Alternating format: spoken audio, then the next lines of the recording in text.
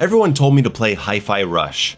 It's a highly praised game amongst my viewers, and all I knew about it was the art style, the rhythm-based combat, and the hack-and-slash genre. Oh, and there's a great Nine Inch Nails song in it, which made people recommend it to me even more. And yeah, Nails is played in the first boss fight, so the game quickly leaped up in quality for me. Hell, you might even get me to play Dark Souls again if there was a Nine Inch Nails soundtrack. Probably not, though. Hi-Fi Rush got a strong critical response upon release, but was a commercial disappointment, which I kinda understand. Maybe something like this doesn't appeal to the large numbers they were hoping. Rhythm-based hack and slash with cel-shaded graphics? That's not gonna be for everyone. I'm only playing it now because I needed something to round out my end-of-the-year coverage, and this was one of the titles on my backlog. Basically, I like Hi-Fi Rush, I recommend it, but I didn't enjoy it as much as DMC5, and even Bayonetta I found more entertaining, and I was lukewarm on that one. And it certainly doesn't reach God of War levels for me, or Ninja Gaiden. A lot of the time in Hi-Fi Rush, I just wished I was playing Ninja Gaiden or classic God of War. But there's a lot to like about this game. While the cel-shaded graphics do tend to cause a bit of visual confusion for me during intense moments of combat, the game definitely has a pleasant look to it. When you really get to take in the environments, it's a beautiful game. The characters are wonderfully animated, combat feels very fluid, and I adore the low frame rate effect on characters when they talk, giving it that sort of anime look, while everything else around them moves at 60 FPS. Hi-Fi Rush has 4 starting difficulty settings, and I picked hard for my first attempt, featuring a normal level of timing to the beat and extra damage done by enemies. In games like this, I want to feel punished for playing sloppy or lazy. But I'm also quite poor at timing attacks to a rhythm, so this felt like the right choice to me. Sadly, I was wrong. I'll explain the basic mechanics first. There's a jump, double jump, and dash, none of which have to be done on the beat, but if you dash on the beat, you can dash up to 3 times in a row. You'll be doing this a lot as you traverse the levels, which is great for keeping yourself accustomed to following the beat in everything you do. There's a very generous amount of animation canceling. You can dash or parry out of pretty much everything, adding to the fluidity of combat. You have a light attack and heavy attack, and quickly you obtain a grapple, so you kind of feel like Nero from DMC4 or 5. You have the option to view the beat counter to assist in following along with the music, and enemies synchronize their attacks to the beat. However, you do not have to attack on the beat. Your attacks will come out in whatever timing you choose, and there's a long period after each attack where you can link it to the next hit. It's just that if you time the attacks to the beat, they do more damage. And as you rack up combos without getting hit, and keep timing attacks to the beat, you'll be raising your rhythm meter, which grants a point bonus at the end of the stage. And if you perform well in a fight and you get an S rank, it greatly increases the amounts of gears you get to unlock upgrades and new attacks. Also, while you're in S rank during combat, your hits do more damage. Excellent, I love a style meter that has tangible benefits to gameplay.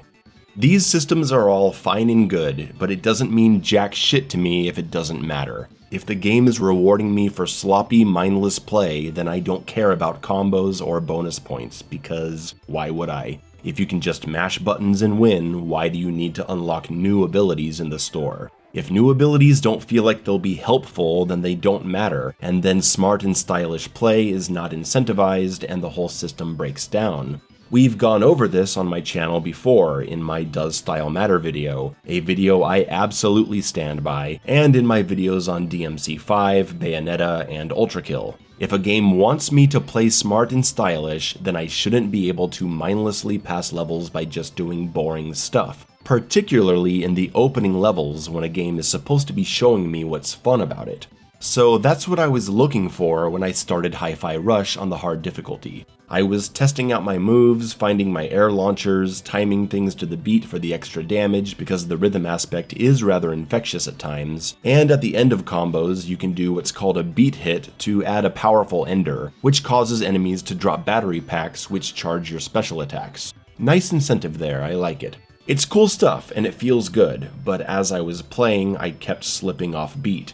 A lot. And I wasn't noticing much of a difference in my success. I was still getting a lot of the beat hits, I wasn't dying ever, and yeah, it's fine to have a couple easy tutorial sections to learn the game. I don't have to get whooped immediately, but I just wasn't feeling it and I decided to do an experiment. What happens if I just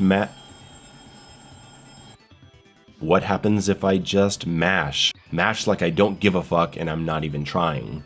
Well, I noticed that doing that, I still got a lot of beat hit combo enders a lot of the time, and I said, no, that's not gonna be any good. It's not because I want to mash, I don't. But in moments of panic, I might end up losing concentration and mashing. I might stop trying to use good combos, good combo enders, air launchers, all the stuff that's supposed to be fun in this game, and instead just panic mashing square to get out. And if I do that, I want to feel that there's some consequence for it. So I restarted Hi-Fi Rush on the very hard difficulty, which raises the strictness of the rhythm timing and further raises enemy damage. Pretty soon I could feel the difference. This was a much more suitable difficulty for my skill level, and I recommend anyone looking for Hi-Fi Rush to make them feel like rhythm is actually important to play on very hard. As the levels went on, I got more and more into hitting things on the beat, but it took a few hours because, like I said, I'm not very good at it. But I wanted to learn, I didn't want to be able to ignore it. And once I felt pushed into playing better, to be more mindful of panicky, sloppy play, I started getting into the combat loop of Hi-Fi Rush. I felt that pressure to use an air launcher and do focused damage, staggering air combos to continue looping, using the peppermint assist to juggle further for more damage, timing the beat hits better, using parries here and there, which I'm typically not a big user of in hack and slashes, but since the enemy attacks are on the beat, it felt pretty natural to engage with.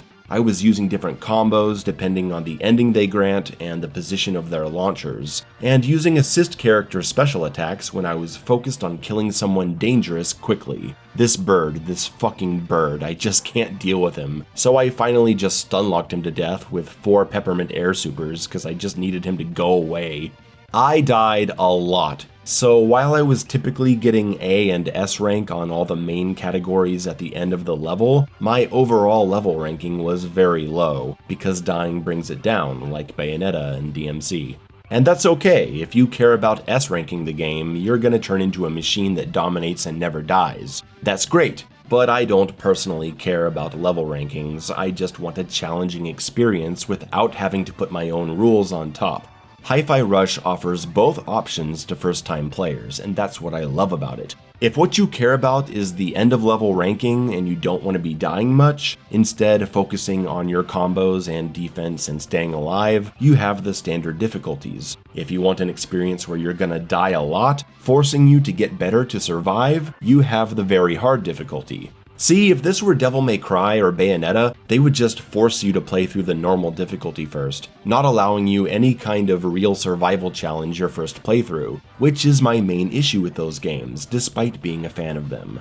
And DMC players tell me all day that they can't let new players have higher difficulty options because then people will complain that the game is too hard, which is utterly moronic. I am incredibly grateful that Hi-Fi Rush has enough faith in its players to pick the right difficulty setting that delivers what they're looking for, like God of War does, like Ninja Gaiden does. Without this high difficulty, where timing and smart play was required for my survival, I wouldn't have liked this game very much.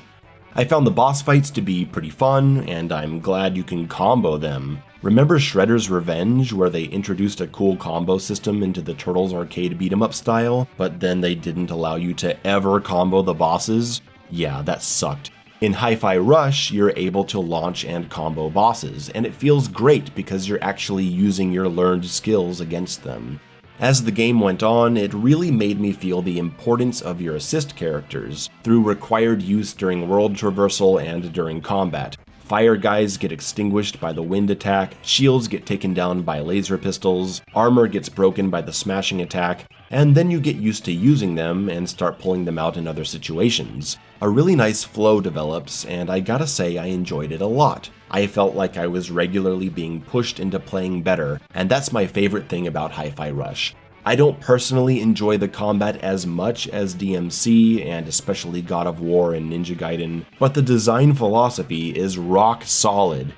I started to get a little tired of it eventually. Everything is done to basically the same rhythm for hours and hours, which makes things feel a bit samey after a while. And the later levels start introducing so much chaos that I had a hard time keeping up with the game visually. Part of it is the cel-shaded graphics mixed with the constant flashing effects, which made it increasingly more difficult to react to telegraphed enemy attacks. The other is the camera, of course. How many times have we gone over this on my channel? I'm sick of constantly having to manage the camera in modern hack-and-slash titles. I miss the days where set camera angles framed the action so I didn't have the one extra thing to always be managing.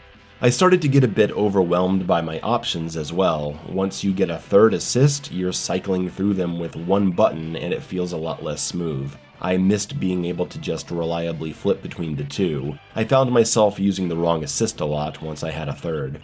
I also started getting really tired of the structure. Hi-Fi Rush has the same issue as DMC5, where the game is literally just two things most of the time: locked off arena fights or empty rooms of nothing. And hey, I like arena combat, I'm not complaining about that, I want a good fight. But between the big fights, it would be nice if there was a little action here and there. Sadly, outside of the arena fights, all exploration and level traversal is devoid of enemies, not a single one. It's nice that exploration rewards you with gear and secrets, but I wish that some of this exploration led to more combat sometimes. Cause without it, the experience starts to feel very formulaic, and after a while I started losing interest in making more progress. Okay, it's not exactly fair to say it's empty exploration. There are some good platforming challenges here and there, and they're pretty fun. We just need some incidental and casual combat encounters. And the longer I played, the more I got annoyed by the little stuff, like why does the rhythm meter disappear every time you die so you have to turn it back on? Why does the dialogue box cover both the rhythm meter and your special attack select menu? There's a boss fight where they put the meter above the dialogue box, so it's not like they didn't know this happens. What gives? Why am I given all these special moves to unlock as I progress, but I can only have 2 equipped? It felt like I wasn't able to experiment as much as I wanted to. Why is there no reset button in training mode to just respawn the enemy at the center of the stage without having to reset all the settings? So look, I liked Hi-Fi Rush. I really liked it. I didn't love it. I got burned out on the rhythm combat, the visual noise started making late game fights more annoying than fun, and the uninspired structure of empty level traversal broken up by 2-phase arena fights got old. But it's a really good game, and I definitely see why people love it so much. If you get into the silly characters, I'm sure there's even more to like. Thank you to everyone who's been recommending Hi-Fi Rush. It was a good time, it's a pretty cool game, and I'm glad I got to check it out before the year ended. See you later.